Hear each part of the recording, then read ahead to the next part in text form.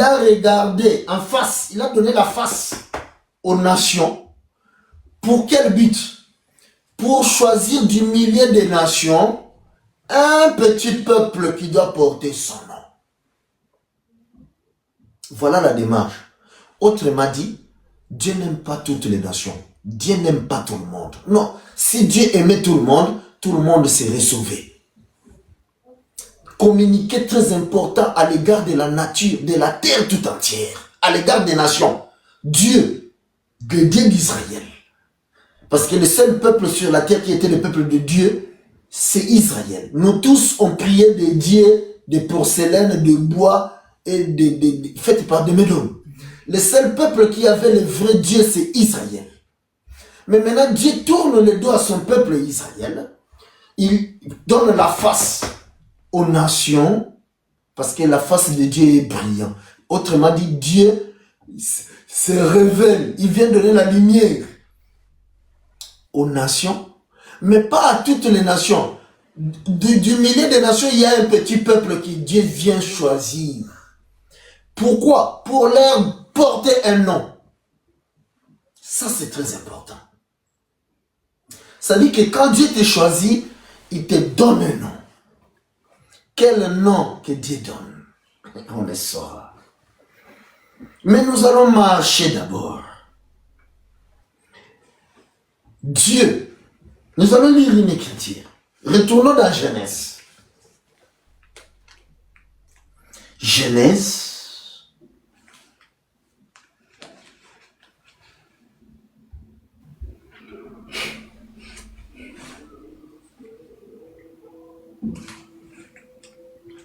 Genèse.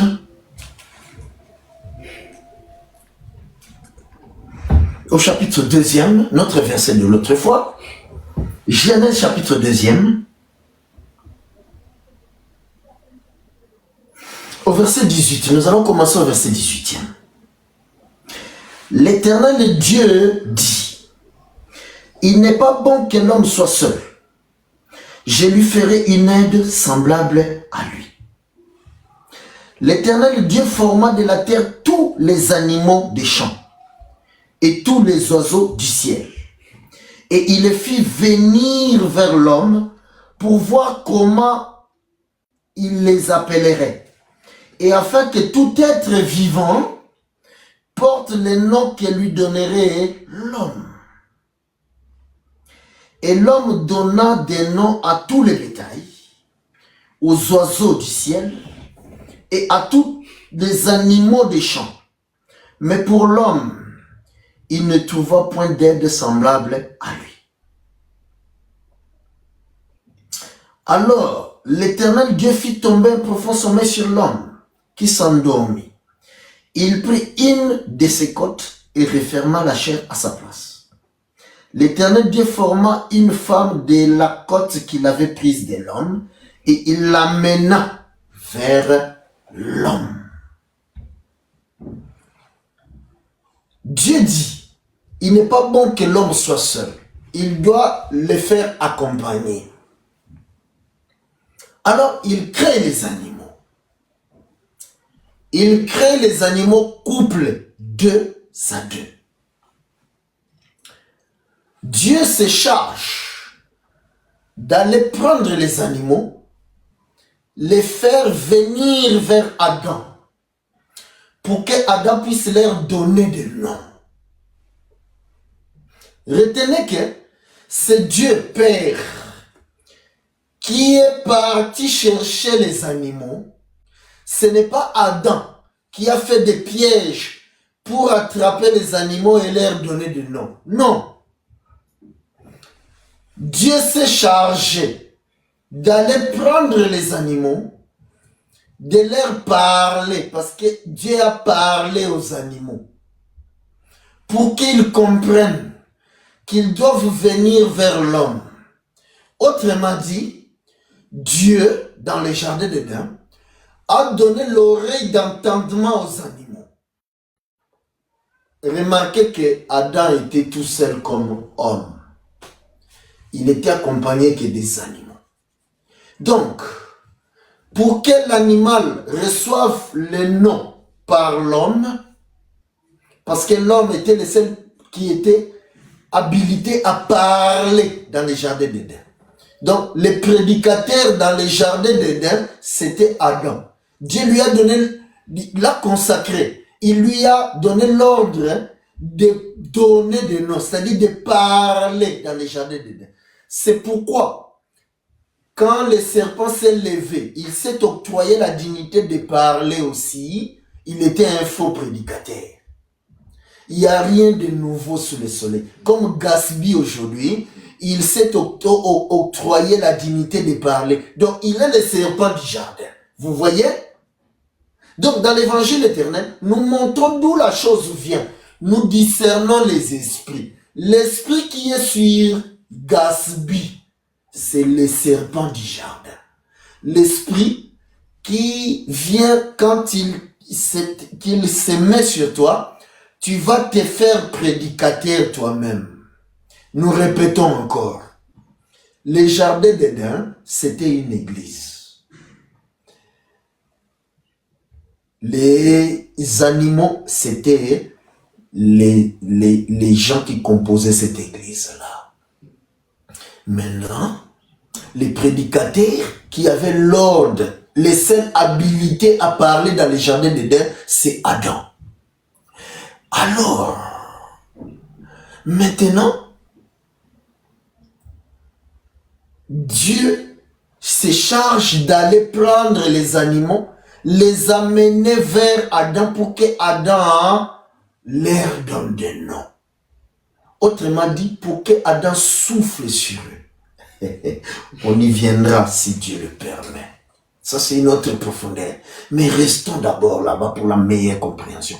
Nous saluons tous ceux qui nous écoutent. Dieu vous fait la grâce de nous écouter parce que vous allez écouter des choses que vous n'avez jamais entendues. Les choses dont votre cœur n'a jamais pensé. Des choses dont vous n'avez jamais vu. C'est ce que Paul définit comme la sagesse qu'il prêche. 1 Corinthiens chapitre 2 à partir de 7. C'est des choses que l'œil n'a pas vues, l'oreille n'a pas entendues, qui ne sont jamais montées dans le cœur de l'homme. Remarquez ce mouvement-là parce que c'est des prophéties. Dieu prophétise dans le livre de Genèse. C'est pourquoi nous avons dit tout à l'heure que la terre qui nous accueille était dans l'eau. C'était une terre informe et vide dans l'eau. La terre est restée un jour dans l'eau, 2 jours dans l'eau, 3e jour, la terre planète qui nous accueille est sortie des eaux.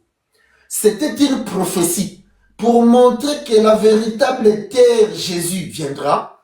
Il restera 1 jour dans l'eau, qui est donc la tombe, 2 jours dans la tombe. Au 3e jour, la terre est sortie de la tombe. Je le dis pour que vous puissiez être sûr et certain à 1000% que ce que Dieu dit là-bas dans l'Ancien Testament ne sont que des prophéties. Je répète encore. Tout l'Ancien Testament ne sont que des prophéties. C'est pourquoi, si vous allez dans une église quelconque, on vous dit qu'il faut prendre les psaumes, commencer à prier les psaumes. Comprenez que ces pasteurs-là et les diables, ils dorment sur le même lit. Dans la Bible, nous n'avons vu aucun apôtre prendre les psaumes et en faire des prières. Non, les psaumes, ce sont des prophéties. Mais nous comprenons que le diable, quand il vient avec ce que Dieu a dit. Remarquez, quand il vient auprès de Jésus, il vient avec la parole. Il est écrit. C'est pourquoi ce même diable-là, quand il est venu séduire Ève là-bas, le serpent, il est venu avec ce que Dieu a dit. Remarquez que quand Dieu n'avait pas encore dit, il n'y avait pas encore Ève, les serpents étaient dans les jardins, mais il ne s'est passé rien. Mais c'est quand la femme est sortie, que le serpent a pris ce que Dieu a dit à Adam, il est venu avec. Parce que lui, il savait bien que Ève n'était pas quand Dieu avait parlé. C'est pourquoi il est venu les séduire. Aujourd'hui, le diable ne séduit que ce qui n'était pas en Jésus-Christ avant la fondation du monde. Parce que c'est là où Dieu nous a donné l'instruction. Nous étions en Jésus, nous avons écouté. C'est pourquoi Jésus aujourd'hui, il dit, mes brebis entendent ma voix. Vous voyez? Donc nous sommes les animaux du jardin d'Éden. Mes brebis entendent ma voix. Alors qu'il parle de nous les hommes, mais il dit les mauvais brebis. Donc nous sommes un troupeau qui a entendu sa voix dans les jardins d'Éden, quand Dieu parlait. Mais maintenant, ceux qui n'étaient pas comme Ève, c'est vers eux que le diable vient. Parce qu'il sait qu'elle n'était pas. Alors quand le diable vient, il dit, est-ce que Dieu, tu es sûr que Dieu avait réellement dit cela? Si le serpent avait dit ça avait dit ça à Adam, il n'allait pas séduire Adam. Vous voyez ce mouvement-là? Si le serpent était venu voir Adam, Adam ne pouvait pas être séduit. Pourquoi? Parce que Adam avait écouté Dieu directement. Mais le serpent, le sachant, comme il est rusé, il va voir celle qui n'était pas là. C'est Adam qui t'a raconté ce que Dieu avait dit. Mais attention, Adam t'a menti. Est-ce que tu es sûr que c'est ça vraiment que Dieu avait dit? Non, Dieu n'avait pas dit ça. Dieu et Adam sont des menteurs. Vous voyez ça? Alors, je répète encore. Le diable ne séduira que ceux qui n'étaient pas là quand le véritable Adam, qui est le second Adam Jésus, dans l'éternité, nous étions en lui. Nous étions avec lui parce que nous sommes ses brebis. Avançons. Nous comprenons donc que Dieu, depuis les origines, le Père se charge d'aller chercher les animaux pour les amener vers le Fils afin que le Fils leur donne la vie éternelle. C'est d'ici d'où vient cette écriture ici que nous allons lire. Prenons donc les livres de Jean. Le livre de Jean, de Matthieu plutôt. Matthieu, ça doit être dans Matthieu. Là où Dieu dit que nul ne peut venir à moi sans que le Père ne le conduise. Ça doit être dans Matthieu. Nous allons voir ça. Matthieu. Ça doit être dans Matthieu qu'on cherche cette écriture.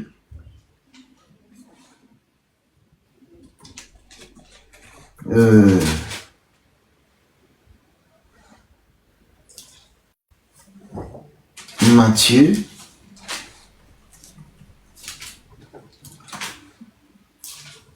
Qu'on cherche cette écriture-là, parce que c'est important pour nous.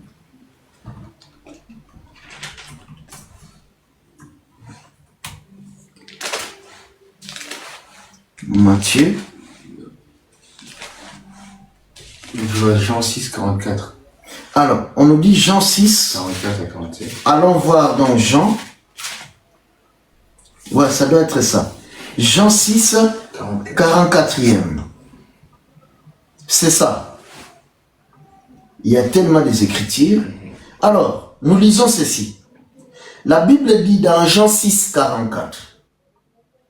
Nul ne peut venir à moi si le Père qui m'a envoyé ne l'attire. Et je le ressusciterai au dernier jour.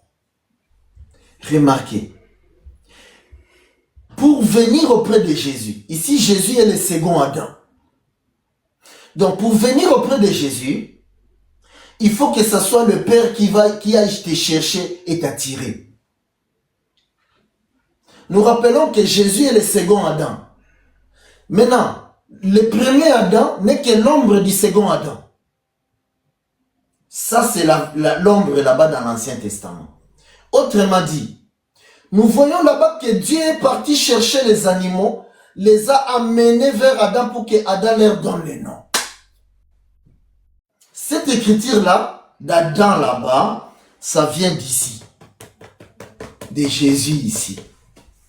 Parce que dans l'évangile éternel, nous devons donner aussi la provenance de l'écriture.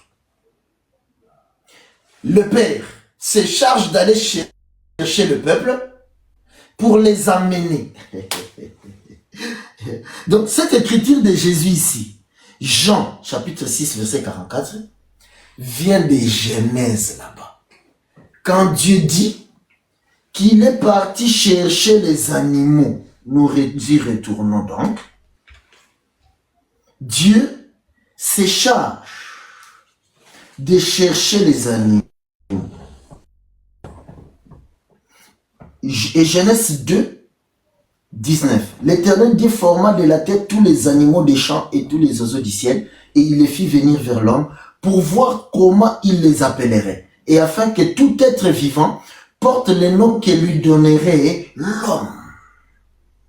L'homme se charge de donner des noms. Mais c'est Dieu Père qui se charge d'appeler le peuple et les amener. Si Dieu ne t'appelle pas pour venir, pour t'attirer vers Adam, tu ne recevras pas de nom. C'est pourquoi donc, nous comprenons donc que Adam, c'était un berger. Il avait un troupeau. Les troupeaux de chaque couple d'animaux dans les jardins d'Éden. Dieu se charge de les attirer, de les amener, et Adam leur donne des noms. Tous les animaux ont porté les noms que Adam leur a donnés. Le serpent est venu aussi avec sa femme serpent. Ils sont venus voir Adam parce qu'ils étaient attirés par le Père. Le Père est parti voir le serpent et il lui dit, va voir Adam qu'il te donne le nom que tu dois porter. Le serpent est venu. Adam voit le serpent et lui donne un nom.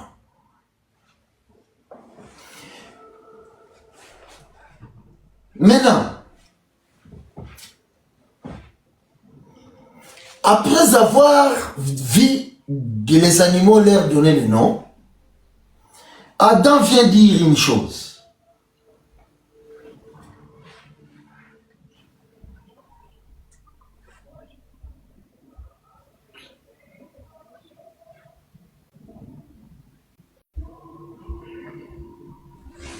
Adam dit quelque chose. Pour lui, il a trouvé son bleu. Pour lui, il a trouvé son bleu. Oui. Dans le verset 20e, la Bible dit ceci. Et l'homme donna des noms à tous les bétails, aux oiseaux du ciel et à tous les animaux des champs. Mais pour l'homme, il ne trouva point d'aide semblable à lui. Autrement dit, Adam a vu les animaux en couple 2 à 2. Les serpents aussi avec sa femme serpent.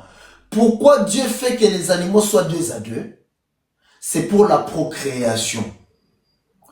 L'homme et la femme, mâle et femelle, pour que quand ils vont s'accoupler, ils puissent se multiplier. Voilà pourquoi Dieu a fait l'homme et la femme. Mais seulement, Adam, lui, il est toujours tout seul. Il n'a pas d'aide semblable, donc il n'a pas de femelles ou de femmes. Mais tous les animaux avaient été mâles et femelles. Les serpents aussi. Mais maintenant, si Dieu a donné au serpent sa femme, c'est pour qu'ils se multiplient, qu'ils aient des petits serpents.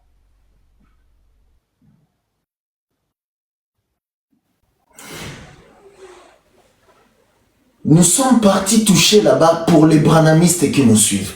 Toi, branhamiste qui nous suis, Branham vous a dit que le serpent, il a fait un enfant avec Ève. Il a couché avec Ève. Ils ont fait un enfant appelé Caïn. Alors écoute-nous très bien. Le serpent avait sa femme serpent pour faire des enfants serpents. Pour l'homme, Dieu lui a donné Ève pour faire des enfants hommes. Mais au préalable, il y a quelque chose. Au commencement, nous allons lire cela. Genèse chapitre 1er. Nous commençons au verset 28e. Dieu le bénit et Dieu leur dit: soyez féconds, multipliez, remplissez la terre, assujettissez-la, et dominez sur les poissons de la mer, sur les oiseaux du ciel, et sur tout animal qui se met sur la terre. Et Dieu dit: voici, je vous donne toute herbe portant de la semence et qui est à la surface de toute la terre, et tout arbre ayant en lui du fruit d'arbre et portant de la semence, ce sera votre nourriture. Et à tout animal de la terre, à tout oiseau du ciel, et à tout ce qui se meut sur la terre, je donne toute herbe pour nourriture. Et cela fit ainsi. Dieu vit que cela est bon. Tout ce qu'il a fait, et voici, c'était très bon. Ainsi, il y a un soir et il y a un matin, c'est fit le premier jour. Le verset 29 qui nous intéresse, la Bible dit ceci. Dieu a fait l'herbe, donc il a fait les animaux, il a fait les arbres, chacun dans son espèce, avec la sémence pour se multiplier dans son espèce. Donc Dieu a mis une barrière. Autrement dit, il ne peut pas y avoir de reproduction entre une espèce et l'autre. Non. Dieu a mis une barrière. C'est pourquoi un chien ne peut pas faire des chiots avec les chats, par exemple. Non, il y a une barrière. C'est pourquoi un homme ne peut pas engrosser un chien ou un animal quelconque. Non, il y a une barrière qui vient de là-bas, du jardin d'Éden. C'est pourquoi donc les serpents avaient une autre forme avant la malédiction. Mais ce n'était pas la forme qui s'approchait de l'homme. Non. Parce que Adam a dit que semblable à moi, je n'ai pas vu. Il me fait une barrière. Semblable à l'homme, il n'a pas vu. Celui qui était les témoins oculaires, c'est Adam, le prédicateur du jardin d'Éden. Le seul ministre dans le jardin d'Éden, il dit dans sa prédication qu'un être, un animal semblable à moi, il n'y a pas. Donc, si un homme sur la terre ou un ange qui descend, qui vient contredire l'enseignement d'Adam, il est anathème. Il n'y a pas que Paul qui l'a dit là-bas. Quand Paul l'a dit, il doit les ramasser quelque part. Ça vient d'ici. Donc, ici, le prédicateur, c'est Adam. Si même un ange de cieux vient, il prêche un évangile contraire à ça, comme les serpents. Le serpent a été anathème. Pourquoi Dieu est venu maudire les serpents? Parce que le serpent a prêché un évangile contraire à l'évangile d'Adam. Donc, ce que Paul dit là-bas, dans Hébreu, ce n'est pas nouveau. On va voir ça, on va voir ça. On va voir ça. Allons voir là où Paul l'a dit. Prenons donc 1 Corinthiens, Éphésiens chapitre 1er donc. Éphésiens chapitre 1er.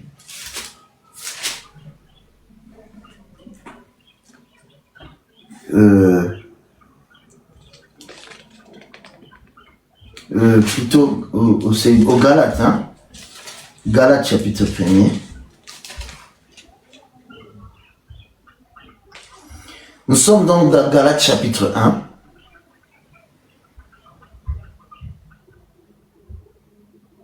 pouvons commencer au verset 6e. Je m'étonne que vous vous détourniez si promptement de celui qui vous a appelé par la grâce de Christ pour passer à un autre évangile. Le serpent était passé à un autre évangile. Non pas qu'il y ait un autre évangile, mais il y a des gens qui vous troublent. Donc le serpent est venu troubler Ève. Et qui veulent altérer l'évangile de Christ. Ici, on altère l'évangile de Christ. Là-bas, on a altéré l'évangile de premier Adam, donc d'Adam, qui est le premier Adam. Ici, Jésus est le second Adam. Mais si nous-mêmes, si un ange des cieux annonçait un évangile s'écartant de celui que nous vous avons prêché, qu'il soit anathème, cette écriture provient du jardin d'Éden, là où nous sommes. Donc, il y a eu un ange des cieux qui est venu. L'ange des cieux là, c'est Satan le diable, qui est venu, qui a pris un corps, le corps d'un membre de l'église d'Adam, qui est le serpent. Le serpent était un membre de l'église. L'ange qui est Satan est venu, il est entré en lui. C'est pourquoi donc Paul voit ça, il dit que même si Satan descend, même si ces démons descendent, ils œuvrent dans les hommes. Il apporte un évangile s'écartant de celui qu'ils enseignent. Dans l'évangile qu'a enseigné Adam là-bas, parce que l'évangile a commencé avec Adam là-bas, qu'il soit maudit. C'est pourquoi quand Dieu est descendu, il a maudit les serpents. Vous voyez? Il a maudit les serpents, qu'il soit anathème. L'anathème là dont Paul parle, c'est ça la malédiction qui est tombée sur les serpents. Donc nous reprenons. Les serpents, il s'est octroyé la dignité du ministre. Il a prêché, il s'est mis à prêcher. C'est pourquoi c'est dangereux de rencontrer quelqu'un qui prêche.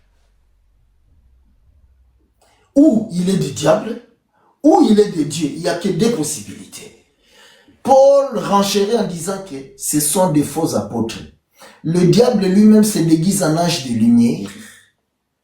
Ses ministres aussi. Autrement dit, quand le diable vient auprès de toi, il ne viendra pas et tu vas voir un ange venir te parler. Non. Il va prendre des corps comme il a fait avec les serpents là-bas pour aller venir séduire Ève. Il va prendre les corps des hommes venir pour te séduire. C'est pourquoi je disais tout à l'heure, il faut checker ton pasteur pour voir s'il n'est pas le serpent du jardin. Il faut le checker, sinon tu seras comme Ève, tu vas donner l'oreille et tu vas tomber comme Ève est tombée. Ah, Ève n'avait pas checké le serpent. Il lui suffisait seulement de dire au serpent, mais le seul prédicateur habilité ici dans le jardin d'Éden à donner des noms, c'est Ève, c'est Adam. Toi qui t'as donné la permission de parler. Si Ève avait dit ça, il n'y aurait pas eu de shit. Vous voyez ça? Donc, il est important pour nous de faire le contraire de ce que Ève a fait pour éviter la shit. Quand un prédicateur se présente devant toi, il faut l'identifier. Est-il serpent ou c'est Adam? Adam, quand il parle, il va t'amener l'évangile que Dieu a parlé, a dit aux prophètes, aux apôtres. Donc, c'est un évangile qui ne contredit pas les apôtres ni les prophètes. Mais quand tu vois le serpent parler, il va venir te dire que Dieu a menti. Il va venir te dire que Adam a menti. Donc, il y a que ces deux possibilités-là. Mais maintenant, remarquez. Il est question de donner des noms aux animaux. Ça, c'est le premier monde, le monde d'Adam. Parce que Dieu a créé que 3 mondes. Le monde d'Adam, le monde de Noé et le royaume des cieux. Il n'y a que 3 mondes. Ces 3 mondes correspondent au tabernacle de Dieu, au temple de Dieu, qui est le parvis, le lieu saint et le lieu très saint. C'est pourquoi quand Dieu nous a créés, nous, les hommes, il a dit que nous sommes le temple du Saint-Esprit. Autrement dit, nous sommes aussi en 3 parties. Corps, âme et esprit. Dieu ne change pas. Mais maintenant, nous avons vu que dans le monde d'Adam, Dieu est parti chercher les animaux qui sont venus vers Adam. Adam leur a donné les noms. Comme il ne change pas, dans le monde de Noé, il doit faire pareil. C'est pourquoi, dans le monde maintenant de Noé, Dieu est parti aussi chercher les animaux. Ils sont venus aussi 2 à 2 pour entrer dans l'arche. Autrement dit, quand les animaux sont venus auprès de Noé, Noé les a baptisés. La Bible dit que le déluge, c'était le baptême. Ils sont venus 2 à 2. Autrement dit, quand Noé les a baptisés, ça veut dire que Noé leur a donné un nom. Quand ils sont rentrés dans l'arche, ils ont porté le nom de l'arche. Or, l'arche, Dieu avait dit à Noé, construis l'arche en 3 compartiments. Donc l'arche, c'était le temple du Saint-Esprit. Nous répétons parce que nous devons lire. Parce que ici, vous devez retenir quelque chose. Prenons donc Genèse, chapitre 6e.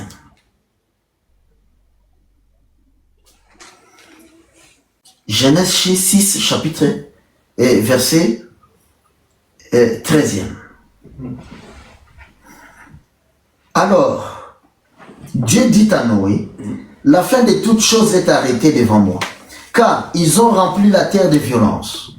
Voici, je vais les détruire avec la terre. Je vais les détruire avec la terre. Fais-toi une arche de bois de gopher. Tu disposeras cette arche en cellules, et tu l'enduiras de poids en dedans et en dehors. Voici comment tu la feras. L'arche aura 300 coudées de longueur, 50 coudées de largeur et 30 coudées de hauteur. Tu feras à l'arche une fenêtre que tu réduiras une coudée en haut. Tu établiras une porte sur les côtés de l'arche et tu construiras un étage inférieur, un deuxième et un troisième. C'est ça qui nous intéressait. Quand Dieu dit à Noé de faire l'arche, il lui dit de faire l'arche en 3 compartiments. Or, 3 compartiments, remarquez, ça nous renvoie au temple de Dieu. Maintenant, Jésus, un jour, il vient voir maintenant le temple de Salomon. Il dit que détruisez ce temple, je l'ai rebâti en 3 jours. Autrement dit, la Bible est en train de dire que il a parlé de lui, de son corps, mais il n'avait pas compris. Jésus était en train de dire que c'est moi le véritable temple de Dieu. Parce que Dieu n'habite pas les temples faits par des mains d'hommes. Mais moi, je suis le temple qu'il a bâti par ses propres mains. Alors, si vous le détruisez, je l'ai rebâti en 3 jours.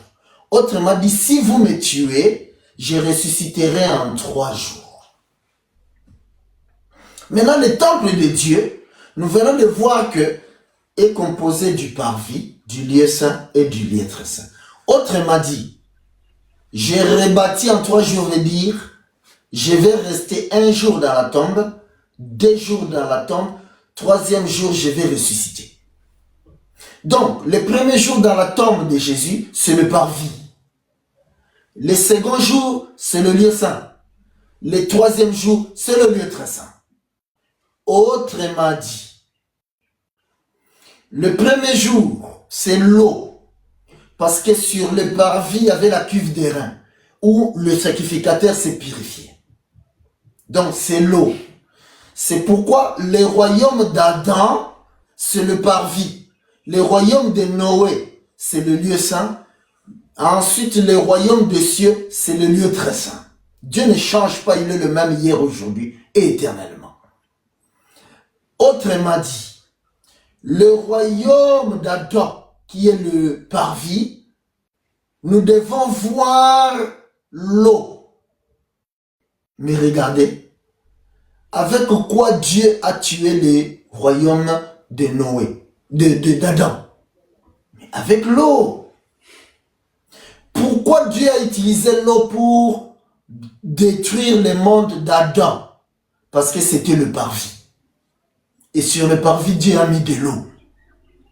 C'est pourquoi il a amené l'eau du déluge pour purifier le monde d'Adam. Dieu a mis l'eau sur le parvis pour la purification. Autrement dit, le monde d'Adam doit être purifié par l'eau. Mais cette eau-là, Dieu l'a appelée le déluge. Autrement dit, c'est le baptême. Quand donc nous rentrons dans les eaux de baptême, nous sommes sur le parvis. Nous devons être purifiés. C'est pourquoi quand nous te mettons dans les eaux de baptême, tu sors, tu deviens pur. Tu deviens saint. C'est pourquoi Dieu dit que considère les sacrificateurs saints. Pourquoi? Parce qu'il s'est lavé par l'eau sur le parvis. Or, le sacrificateur porte les 12 pierres, donc il porte le peuple sur lui. Quand il se lave, donc il lave aussi le peuple. Je répète encore. Dieu a créé 3 mondes seulement. Le monde d'Adam, qu'il a détruit par l'eau du déluge. Ensuite, il y a eu le monde de Noé, qui est sorti des eaux du déluge. Depuis que Noé est sorti des eaux du déluge, ce monde-là continue jusqu'à présent. Nous, aujourd'hui, au XXIe siècle, nous vivons dans le monde de Noé. Or, le monde de Noé, c'est le sang. Parce que la deuxième étape de la naissance, c'est le sang. Ensuite, il y a le souffle de vie. Nous allons lire une écriture. 1 Jean chapitre donc 5e. 1 Jean chapitre donc 5e. 1 Jean chapitre 5e. Nous pouvons commencer au verset 6e. Parce que gagnons le temps, nous nous approchons des 23 heures. La Bible dit, c'est lui Jésus qui est venu avec de l'eau et du sang. Non avec de l'eau seulement, mais avec l'eau et avec le sang. Et c'est l'Esprit qui rend témoignage. Parce que l'Esprit est la vérité. Car il y en a 3 qui rendent témoignage. L'Esprit, l'eau et le sang. Et les 3 sont d'accord. La Bible dit que donc Jésus est venu. Nous tous, nous confessons, nous tous les chrétiens confessent que Jésus est venu nous apporter la vie éternelle. Comment? En ces 3 choses. Donc, au travers l'eau, au travers le sang et au travers l'esprit. C'est pourquoi, naturellement, nous qui sommes aussi le temple du Saint-Esprit, nous naissons au travers l'eau, le sang et le souffle de vie. Donc à la maternité, quand les contractions commencent, parce que pour la naissance, la femme doit souffrir des contractions. C'est pourquoi la véritable femme qui est venue donner la vie sur la terre, qui est Jésus, il doit le donner comme la femme la donne sur la terre. Donc Jésus est devenu une femme qui est venue accoucher. Aucun homme sur la terre ne vit sans être passé par le ventre d'une femme. C'est pourquoi donc Dieu, qui a fait la femme sur la terre, qui doit remplir la terre par le passage de cet homme-là, du fœtus dans le ventre, il ne change pas. Il est le même hier, aujourd'hui, éternellement.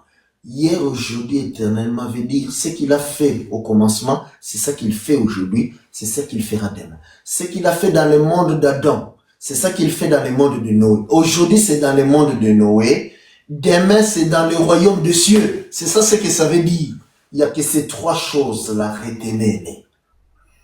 C'est pourquoi ce qu'il a fait avec Adam là-bas, il appelle les animaux, ils viennent auprès d'Adam. Adam leur donne les noms.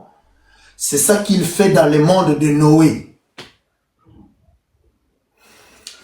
Les animaux sont venus des Adés. Noé leur a donné le nom de l'arche. Donc comprenons donc que l'arche, qui a trois compartiments, c'est la maison de Dieu. Or, la véritable arche, c'est Jésus. Mais à cette époque-là, le nom de Jésus n'est pas encore révélé. Donc c'est pourquoi l'arche, son nom est resté mystère. Mais les animaux avaient été baptisés en Noé, donc au travers l'arche. Mais le nom était mystère. C'est pourquoi Jésus, quand il dit, allez baptiser au nom du Père, au nom du Fils, au nom du Saint-Esprit, il cache encore son nom, parce que son nom est encore caché à ce moment-là. C'est pourquoi donc, maintenant pour le royaume des cieux, le nom doit être révélé, parce que c'est la fin. C'est pourquoi donc, le pourquoi de cette écriture-là où Jésus se tourne maintenant vers les nations pour chercher un peuple qui doit porter son nom. Autrement dit, Adam là-bas, il avait donné son nom aux animaux. Noé avait donné son nom aux animaux. Parce que ce sont des prophètes. Or, les prophètes, ils représentaient Jésus. Maintenant, le véritable prophète Jésus, le véritable Adam Jésus, quand il est venu, le véritable Noé Jésus, quand il est venu, alors il se tourne vers les nations. Le Père se charge d'aller chercher les animaux, les amener vers lui pour qu'il leur donne leur nom. Le pourquoi de l'écriture que nous avons lu dans Jean 6e. Ni l'animal ne peut venir à moi sans que le Père ne l'attire. C'est pourquoi nous avons vu Dieu le faire avec Adam. Lui-même est parti chercher les animaux. Ils sont venus vers Adam. Lui-même est parti chercher les animaux, les amener vers Noé.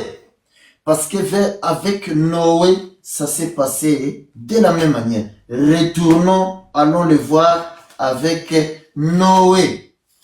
Donc nous sommes dans Genèse chapitre 7e.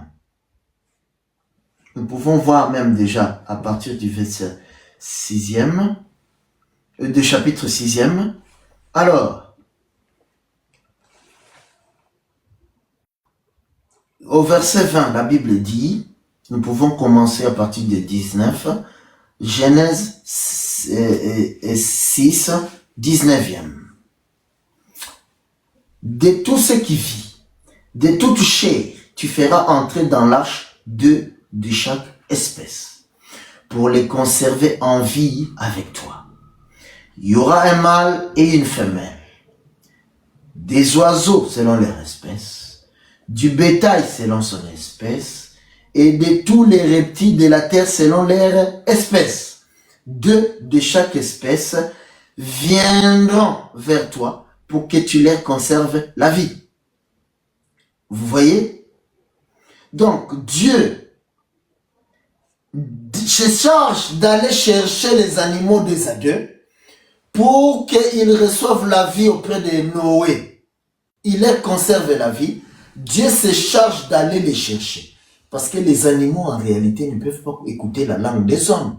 Nous parlons le français, les bamileke, l'anglais, les chinois. Mais les animaux ne connaissent pas ces langues-là. Mais ces jours-là, Dieu a pris l'oreille des hommes. Il est parti donner aux animaux. Et les animaux ont commencé à comprendre les bamileke. Ils ont commencé à comprendre l'anglais. Ils ont reçu la compréhension de la langue des hommes. Autrement dit, la langue des hommes est mystérieuse et cachée pour les animaux. Elle doit rester mystère, une folie pour toi. Mais quand Dieu te donne l'oreille d'entendement, ça devient alors clair. ça devient une puissance du salut. Quand tu comprends, tu vas te déplacer comme les animaux, venir auprès de Noé pour qu'il te conserve, qu'il souffle sur toi et que tu reçoives la vie. C'est ça le miracle que Dieu fait dans chaque époque. Dans le premier royaume, dans le second et dans le troisième royaume. C'est par le baptême que nous sommes sauvés au travers de l'œuvre de la croix. Donc le baptême, c'est l'œuvre de la croix. Si tu n'es pas baptisé, tu n'as pas le salut. Écoute-moi très bien. Est-ce que ton pasteur, Tounassi, est-ce que ton pasteur, Gédéon, est-ce que ton pasteur, Yvan Castanon, est-ce que ton pasteur, Alain Patrick, est-ce que ton pasteur, Axel Lévy, et tous les autres pasteurs qui sont en train de prêcher sur la terre, est-ce qu'il t'a déjà expliqué la profondeur du baptême comme nous venons de le faire? Ça prouve que nous, on a l'esprit supérieur de Daniel. Ça prouve que nous avons les consolateurs. C'est à nous qu'il est venu. L'esprit de vérité. Il nous a enseigné toutes ces choses, tous ces mystères qui nous entourent. Est-ce que tu as déjà entendu une telle prédication auprès des pasteurs que toi tu as côtoyés? N'est-ce pas qu'ils ne te demandent que de l'argent? N'est-ce pas qu'ils ne te prêchent que le matériel qui doit gagner l'argent sur la terre? Il y en a qui ne parlent que de l'onction des finances, comme Alain Patrick, qui exploite le peuple et il les appauvrit. Lui seul devient riche. Ensuite, il viendra dire aussi que non, moi Dieu m'a béni. Oh, voleur, tu es en train d'exploiter le peuple. Je ne dis pas voleur qu'il est parti voler dehors, non. Le voleur dans la maison de Dieu, on doit dire qu'il est voleur. Donc c'est lui qui prend la dîme sans donner le pain et le vin, qui est l'écriture et son explication comme nous le faisons, mais c'est un voleur. Jésus a dit que c'est le voleur qui est venu avant lui pour égorger. Donc ils sont en train de vous égorger, tous ces pasteurs. Donc comprenez ceci. Il y a 3 mondes que Dieu a créés. Le premier monde, c'est le monde d'Adam, le monde du commencement. Le troisième monde, c'est le royaume des cieux. C'est le dernier royaume. C'est pourquoi Dieu nous a mandaté, nous, pour te prendre, te faire rentrer dans le troisième monde. Quand tu rentres dans le troisième monde, c'est pour toujours. Tu as le salut pour toujours. Alors comprenez-nous. Dans le monde d'Adam, la terre était informe et vide dans l'eau. Autrement dit, dans le monde de Noé, la terre doit être aussi informe et vide pour sortir. C'est pourquoi, dans le monde de Noé où nous vivons, pour y entrer, n'est-ce pas que tu étais une masse informe et vide dans le ventre de ta mère? Tu étais un fœtus, si on doit l'appeler par son nom. Tu étais fœtus dans le ventre de ta mère. C'est pourquoi un fœtus, c'est un homme. Il ne faut pas le tuer. Donc, tu étais fœtus dans le ventre de ta mère. Maintenant, 9 mois après, tu es né.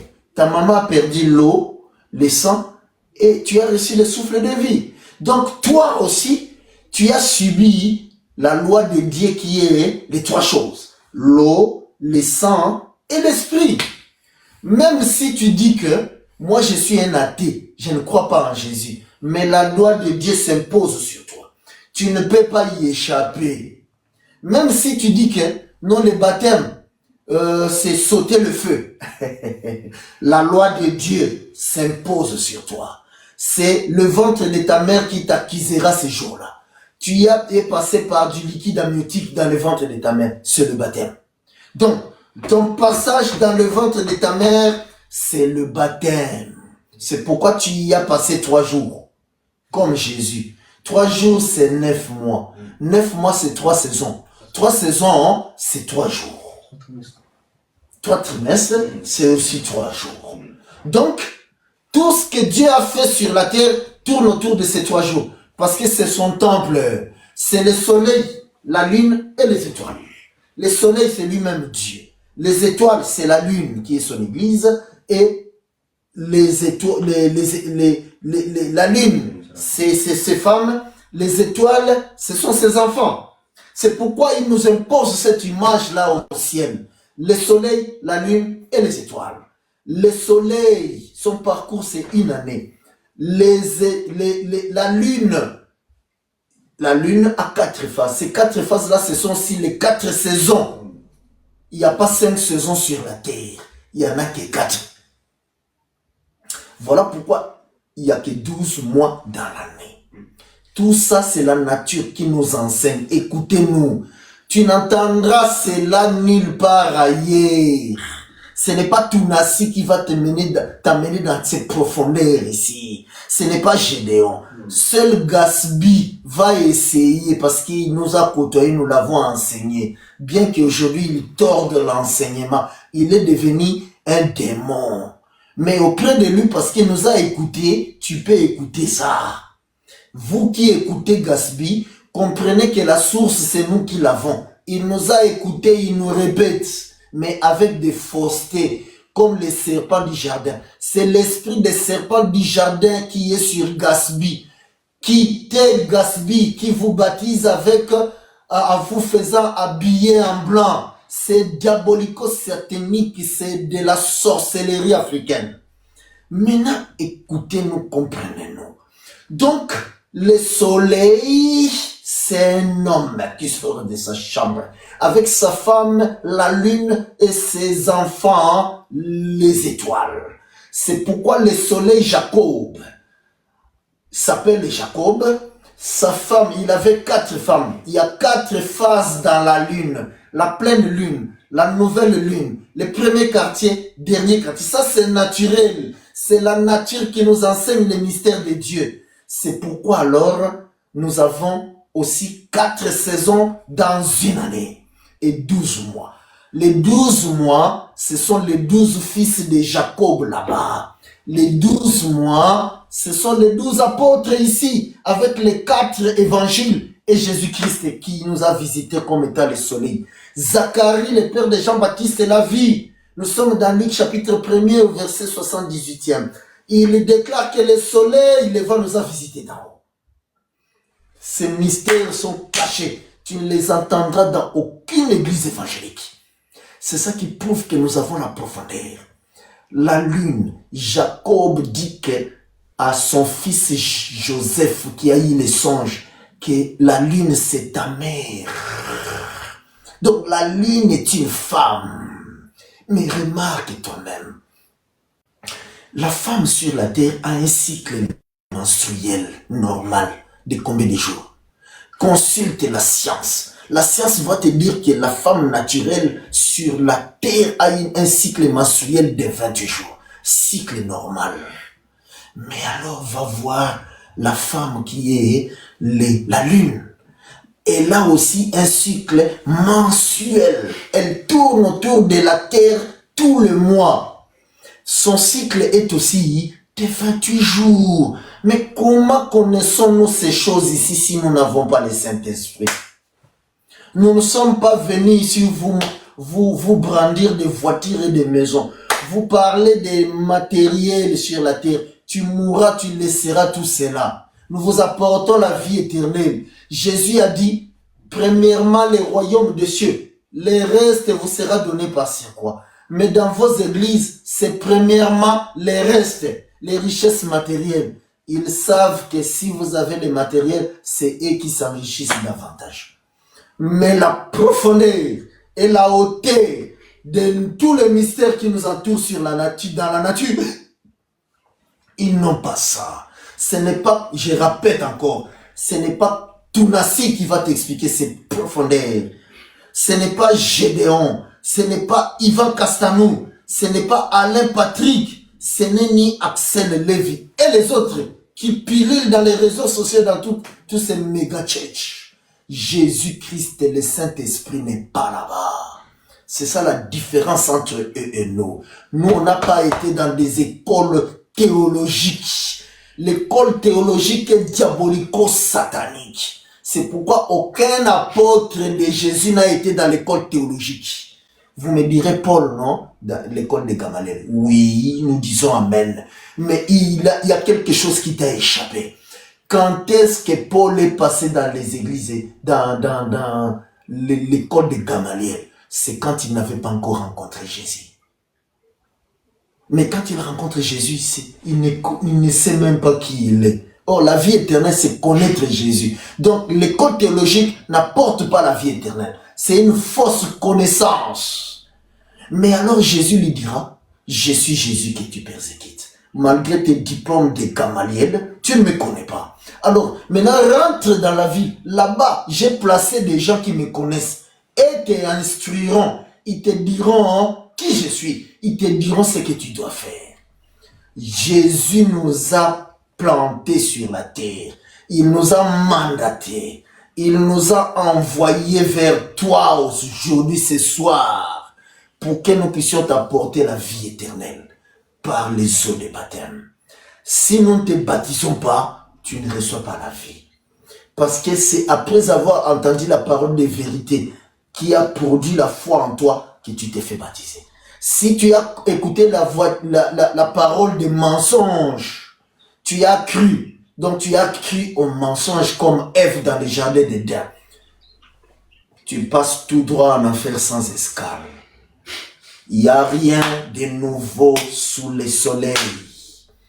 Il n'y a rien de nouveau sous le soleil. C'est pourquoi nous lançons un défi à la terre entière. Toi qui m'écoutes, c'est parce que Dieu permet que tu nous écoutes. Ce que tu nous entends dire, tu ne l'entendras jamais auprès de ton pasteur. Au contraire, donne-toi au moins 3 mois seulement à nous écouter. Tu recevras les yeux de voir qui est ton pasteur, parce que nous donnons les yeux. Tu verras la nudité de ton pasteur. Tu comprendras que ce n'est pas un homme de Dieu, mais c'est un homme du diable. Écoute-nous, tu n'as rien à perdre. Sois branché tous les samedis à partir de 20h. Tu n'as rien à perdre. Écoute-nous seulement et pose-nous des questions là où tu n'as pas compris. 3 mois seulement. Après, tu pourras ne plus nous écouter. Donne-nous 3 mois. Ou bien, mieux encore, toi qui es dans la région parisienne, nous enseignons à Drancy tous les dimanches de 9h à midi au 15 rue Joseph Enaf. Notre téléphone, c'est les 06 48 55 41 23. Je ne te demande pas de venir adhérer à notre église. Non. Je te dis que ton âme est tellement importante que ne laisse pas passer cette occasion. Nous déclarons que ton pasteur, c'est un imposteur. C'est un serviteur du diable. Alors, est-ce que nous mentons ou nous disons la vérité? La seule façon de le savoir, c'est de t'approcher, venir nous écouter en présentiel. Viens, toi qui es dans la région parisienne, à l'église de Drancy. Écoute-nous seulement 3 mois. 3 mois seulement. 3 mois. Ensuite, retourne dans ton église. Ou toi qui pries l'après-midi, nous prions le matin. Donne-toi 3 mois. Viens le matin, prie et nous écouter. Ensuite, l'après-midi, va dans ton église.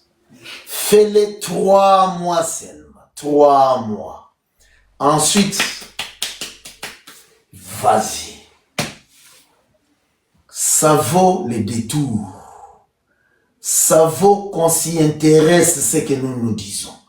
Comprenez ceci. Jésus ne change pas, il est le même hier, aujourd'hui, éternellement. Quand il est venu en Israël, Israël attendait le Messie, mais c'est Israël qui l'avait tué.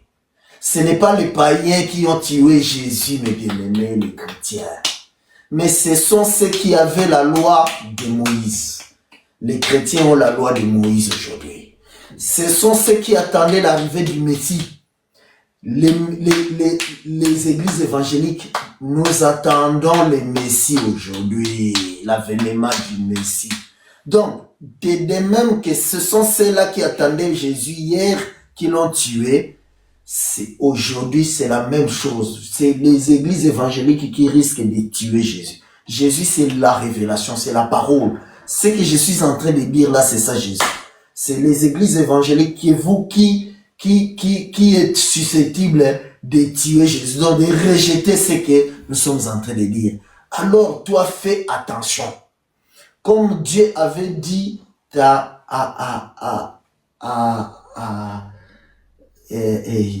au fils de Caïn, que attention, il y a le péché qui soupire à ta porte, qui t'attend pour t'envahir.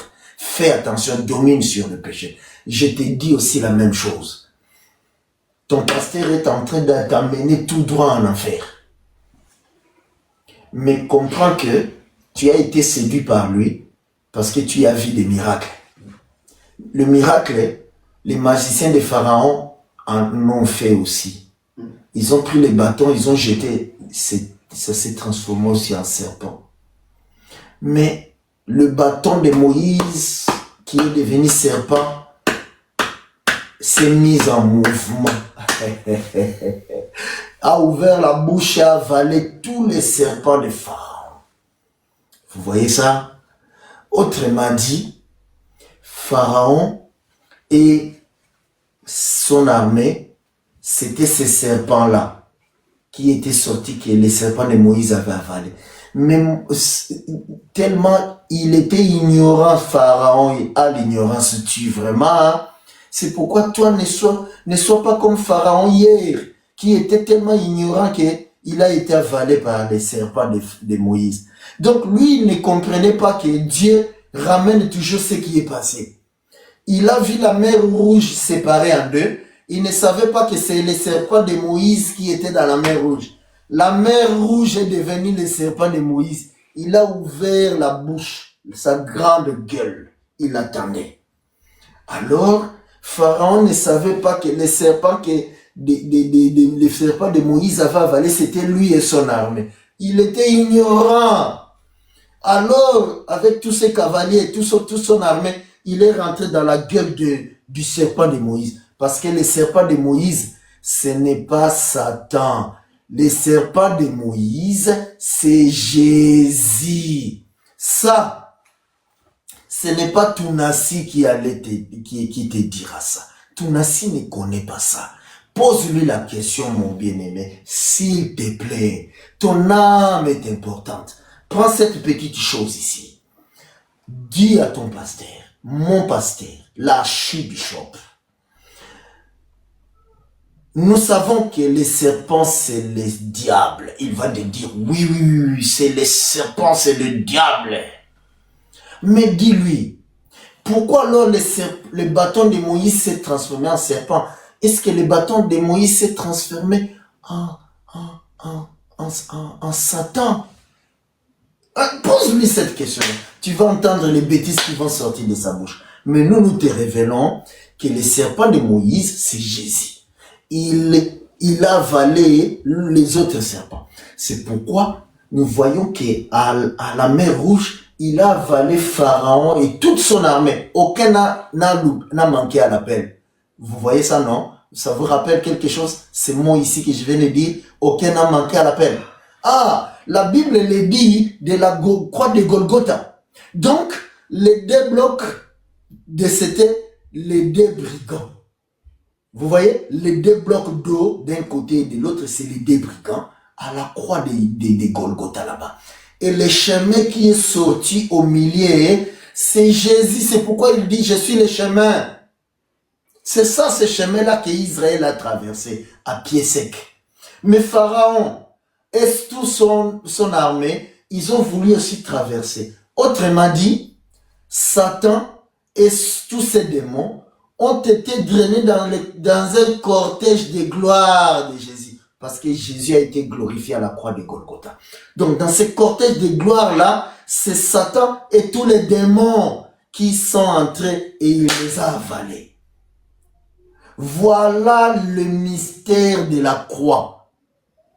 Jésus a avalé Satan et tous les démons. Mais il les a avalés pour qui? Pas pour la terre entière. Non, pour les élus de Dieu seul.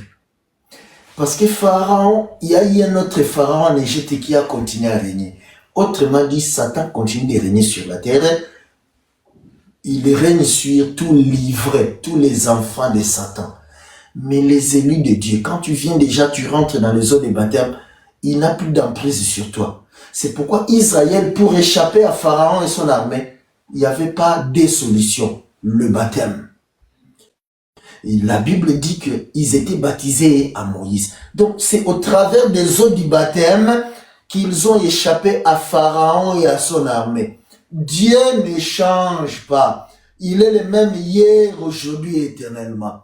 La seule façon d'échapper à Satan et son armée, aujourd'hui à tous les démons, le baptême. Le baptême, le baptême. Donc, le baptême que ton pasteur t'a fait, avec les faux enseignements qu'il t'a apporté, c'est pas un baptême, il t'a lavé. Nous aurions dû être là pour apporter le shampoing pour qu'il te lave bien. Il t'a seulement lavé. Mais le baptême, c'est le vrai serviteur de Dieu qui doit être baptisé. Remarquez, suivons l'exemple de Jésus. Jésus, il y avait beaucoup de prédicateurs en Israël. Il y avait les Gamaliel, il y avait les souverains sacrificateurs, il y avait les Nicodème. Mais Jésus est parti voir Jean-Baptiste. Mais posez-vous la question, pourquoi? Il est parti voir Jean-Baptiste parce que dans tout Israël, il y avait une seule personne qui était remplie du Saint-Esprit. C'était Jean-Baptiste. Jésus le savait. Parce que c'est lui, Jésus, qui avait baptisé Jean-Baptiste du Saint-Esprit. De la même manière que Dieu seul, au 6e jour de la création, avait donné un nom à Adam. Au 6e jour, il a soufflé dans les narines d'Adam. Adam est devenu une âme vivante. Autrement dit, il a donné le nom à Adam. Parce que le souffle de Dieu, c'est un nom. Il a donné le nom à Adam, alors Adam est devenu une âme vivante. De la même manière, Dieu a recommencé cela avec Jean-Baptiste. C'est au 6e mois de grossesse. Mais posez-vous la question, pourquoi Marie n'est pas venue voir Élisabeth quand il était en grossesse d'1 mois, de 2 mois, de 3 mois, de 4 mois, de 5 mois? Pourquoi? Il y a Dieu toujours un but derrière. Il y a le pourquoi de cela. Donc, ici, Jean-Baptiste est aussi Adam là-bas. Dieu recommence parce qu'il recommence. Il n'y a rien de nouveau sous le soleil. Dieu ramène toujours ce qui est passé. Retenez cela. Donc, il recommence la création avec Jean-Baptiste. Au 6e mois, qui est aussi le 6e jour de la création, Dieu vient, il vient souffler dans les narines de Jean-Baptiste. Mais remarquez qu'ici, ce sont que la salutation de Marie à sa sœur Élisabeth. Nous comprenons donc que là-bas, Dieu avait prononcé des paroles. Ce n'est pas que Dieu est venu dans les narines d'Adam. Non. Oh mon Dieu. Autrement dit, Jésus ici aussi, il a pris 3 ans et demi à souffler sur les apôtres. Autrement dit, il a mis la parole en eux. C'est ça le souffle de Dieu. Il a mis la parole en eux. C'est pourquoi on ne l'arrêtait pas pour les tuer. Il est rentré au milieu du peuple pour s'échapper. Mais quand il a fini de mettre son souffle dans les apôtres, alors il s'est laissé embarquer. On l'a attrapé pour aller les tuer. Donc le souffle de vie, ce sont des paroles. C'est tout l'évangile qui est un nom. Mais maintenant, nous allons descendre parce que notre temps est passé. Comprenez que Adam a donné les noms aux animaux. C'était ça la vie qu'il leur a donnée. C'est pourquoi, maintenant, quand Ève est venue, Dieu prend aussi Ève, comme il a pris les animaux, il amena Ève vers Adam. Dieu a amené Ève vers Adam pour que Adam lui donne un nom. Parce que les animaux, quand il les a amenés vers Adam, c'est pour qu'il leur donne un nom. Nous comprenons donc que quand Dieu vient prendre, nous allons lire cela. Donc nous sommes dans le chapitre 2e de Genèse et au verset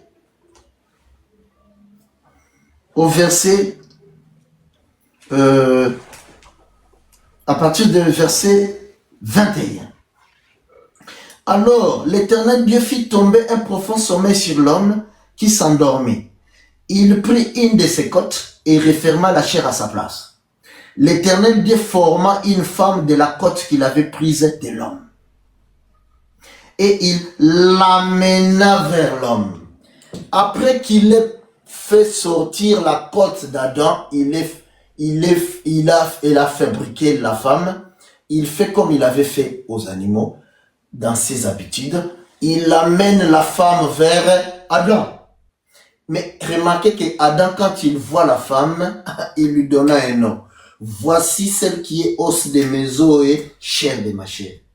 Mais Adam était dans le profond sommeil, non? Comment il a su que c'était l'os de ses os et chair de sa chair? Est-ce que c'est Tounassi qui peut se poser une telle question? Est-ce que c'est Yvan Castano qui peut rentrer dans cette profondeur-là? Ou Alain Patrick ou bien Axel? Non! Et ils ne peuvent parler que d'argent.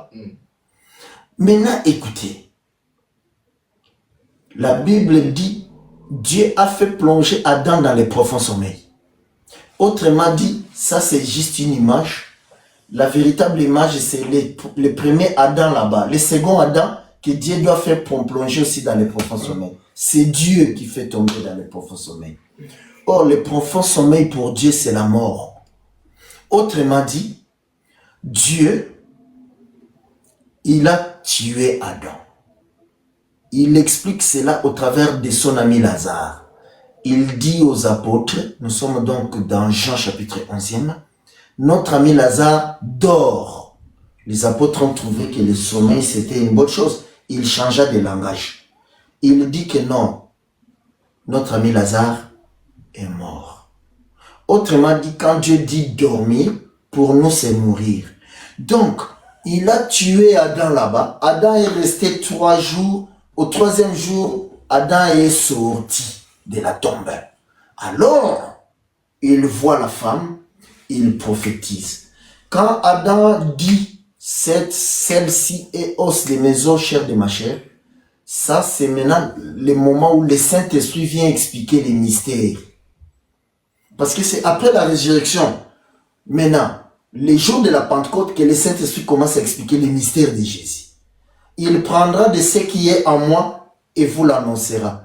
Ici, Adam, il a pris ce qui était en lui et l'a annoncé. Lui qui était mort, mais il prophétise que cette femme, c'est l'os de mes os, chair de ma chair. Mais n'est-ce pas qu'il était mort, il n'a pas vu? Mais il prophétise, c'est-à-dire là, il est dans le costume du Saint-Esprit pour expliquer les mystères. On explique les mystères que par le Saint-Esprit. Il n'y a que nous ici qui avons le Saint-Esprit qui expliquons les mystères. C'est ça la preuve que nous avons le Saint-Esprit. Alors donne-toi un temps de venir nous écouter. Que le diable ne te distrait pas. Qu'il ne te distrait pas. Viens écouter. Ensuite, juge. Parce que Dieu t'a donné le discernement et qu'il te fasse la grâce de comprendre que ce que nous te donnons, c'est ça la vie éternelle. Donc, remarquez cela. Nous allons alors descendre. Donc, Adam, quand il dit, celle-ci est os de mes os, chair de ma chair, ça veut dire que c'est le Saint-Esprit qui est en train de parler. Après la résurrection des 3 jours. Mais maintenant, Jésus s'est tourné vers les nations après la résurrection pour chercher un peuple qui doit porter son nom.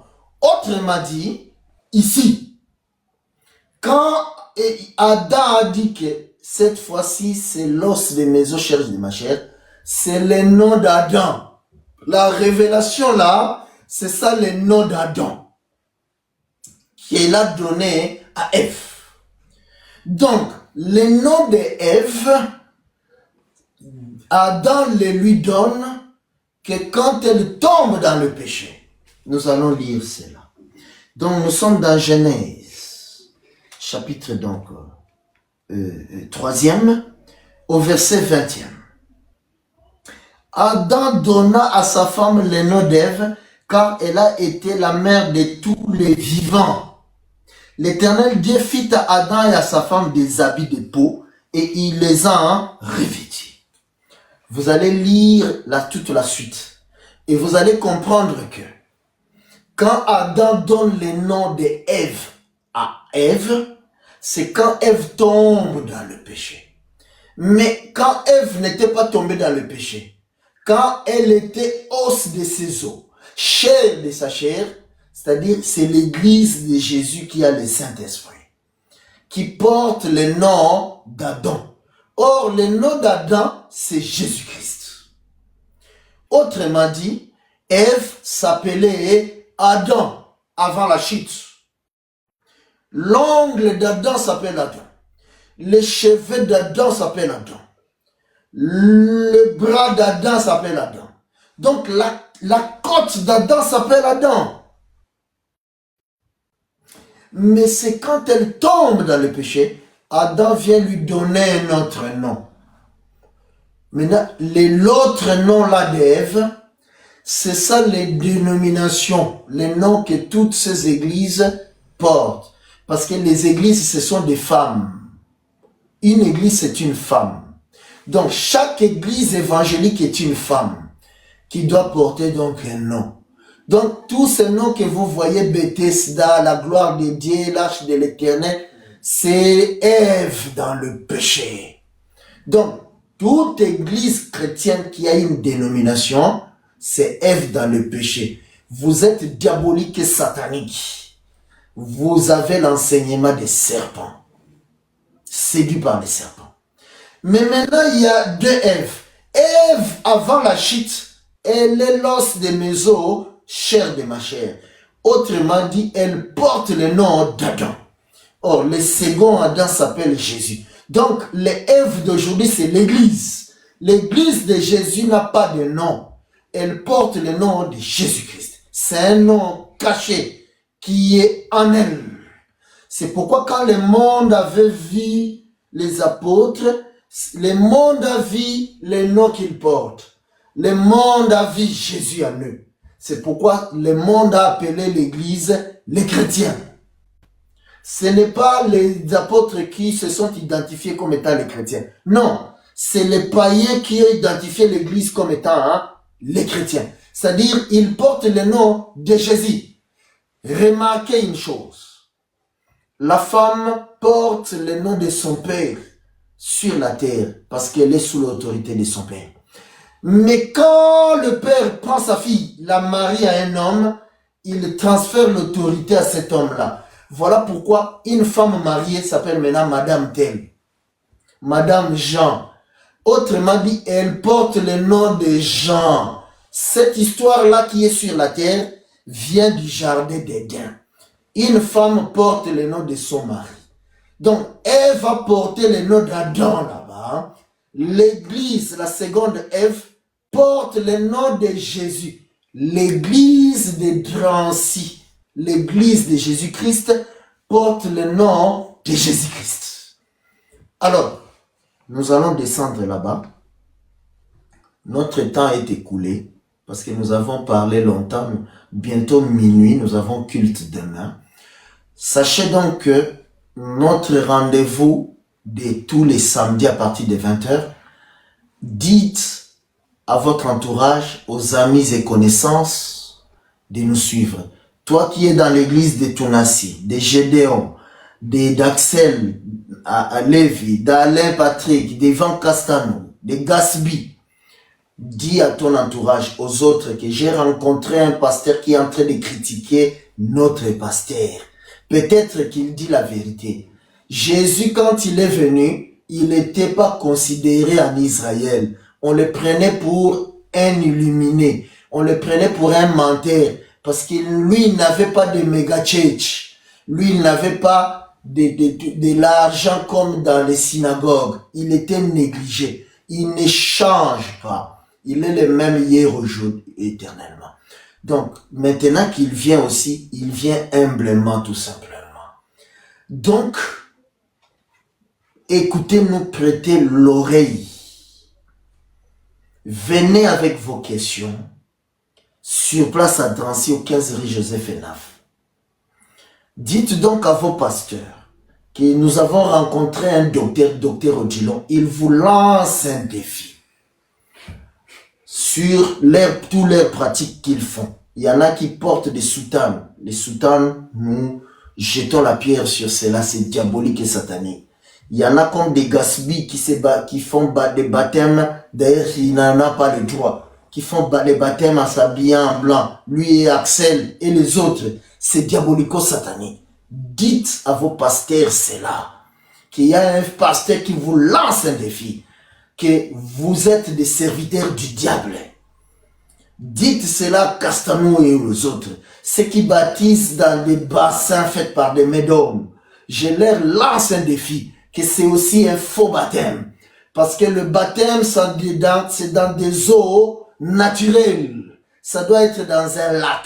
Ça peut être dans la mer, la mer Rouge, d'ailleurs, c'est un lac, voyez-vous. Ça peut être dans la rivière. Ça peut être dans l'océan. Mais pas dans un bassin. Pas dans une piscine. À l'époque de Jésus, il y avait la piscine de Bethesda. Mais aucun apôtre n'a baptisé là-bas. Parce que c'est diabolique et satanique. Vous tous qui avez été baptisés dans des bassins, votre baptême ne vaut rien du tout. Ça prouve même que celui qui t'a baptisé ainsi, c'est un serviteur du diable. Parce qu'il n'a pas la profondeur des Écritures. Il fait les choses différemment de ce que les apôtres ont fait. Voilà les défis que nous venons de lancer. Le samedi prochain, venez. Vous pouvez même dire à ces pasteurs-là de nous suivre, même en cachette, comme l'avait fait Nicodème. Parce que ce sont leurs honneurs qui les tueront. Mais nous savons qu'au milieu de ces pasteurs, il y a aussi quand même des hommes de Dieu qui se convertiront, comme nous avons vu avec notre bien-aimé, donc Nicodème. Mais pour l'instant, ce sont des païens qui ne sont pas baptisés parce qu'ils ne nous ont pas encore écoutés.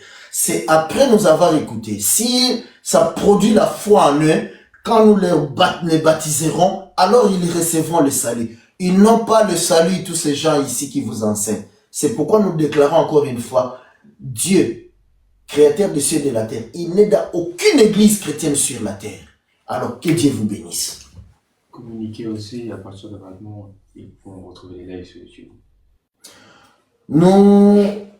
Dieu nous fait grâce aussi de diversifier le canal de diffusion parce que nous voulons vraiment embêter tous ces pasteurs ici qui sont venus avant nous avec des mensonges. Comme Jésus dit, ceux qui sont venus avant nous, ce sont des menteurs. Donc tous ces pasteurs, même ceux que je n'ai pas cités de nom, c'est des brigands. Ils sont là pour vous égorger. C'est pourquoi nous serons aussi en direct sur TikTok. Nous serons en direct aussi sur YouTube. Le YouTube du docteur Odilon, nous serons en direct là-bas. Donc, abonnez-vous et suivez sur TikTok. Nous serons aussi en direct sur Facebook. Et nous sommes aussi présents sur WhatsApp. Sur les autres aussi comme les autres réseaux sociaux, là où le bien-aimé Gab utilise souvent là, c'est quoi? Instagram et les autres. Donc vous n'y échapperez plus. Donc vous pouvez nous atteindre par n'importe quel moyen, mais comprenez-nous, venez sur place, votre âme est importante. Donc, nous prenons rendez-vous pour le samedi prochain. Venez avec vos questions. Faites du bruit autour de vous que nous avons enfin rencontré un pasteur qui critique tous ces pasteurs qui nous ont trompés jusque-là. Parce que nous sommes différents. Nous, c'est Jésus-Christ qui nous a envoyés avec un vrai enseignement qui produit les vrais baptêmes, pour que nous puissions maintenant rentrer dans les royaumes des cieux. Donc, de la même manière, nous sommes rentrés dans les royaumes d'Adam par le baptême, dans le royaume de Noé par le baptême qui est le liquide amniotique, le ventre de nos mères. De la même manière, nous rentrons aussi dans les royaumes des cieux par les eaux du baptême. Donc, les eaux du baptême, c'est un ventre. C'est le ventre de Jésus. Autrement dit, il disait à Nicodème que tu dois rentrer dans mon ventre, je dois t'accoucher. Autrement dit, Jésus était une femme. C'est le véritable Ève qui a accouché. Que Dieu vous bénisse.